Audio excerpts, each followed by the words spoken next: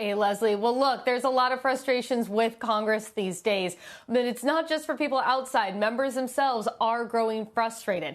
And right now, we have seen 53 lawmakers, that's 44 members of the House and 9 senators, announce that they will not be running for re-election for their current seats. And this is a record for this time in the cycle. I mean, remember, we're only about halfway through the current cycle. Midterms are later in the year. We are expecting to see more retirements when it comes in January.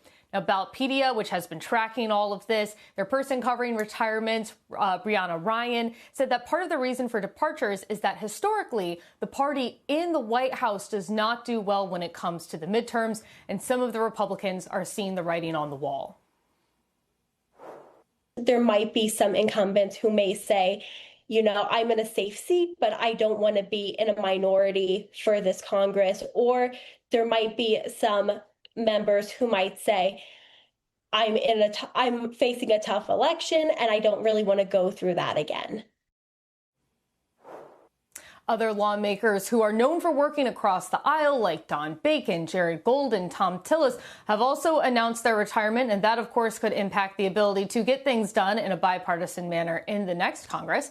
Plus, you have several lawmakers who are critical to industries, like Cynthia Lummis, who's a very big heavyweight for the crypto industry, who is also announcing her retirement. Now, while we do have a higher number of folks who are looking to leave the Hill, not all of them are looking to leave it entirely. Of this number, 14 members of the House are looking to leave their House seat and see if they can run and win in the Senate. Leslie?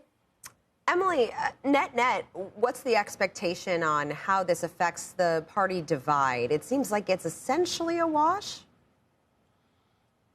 I mean, pretty close. I mean, there are slightly more Republicans. I think you have about 30 Republicans to around, I want to say, 23 Democrats who are retiring at this point. We'll see what comes in January, of course. But usually in the past, a lot of what we're looking for here are those critical swing districts.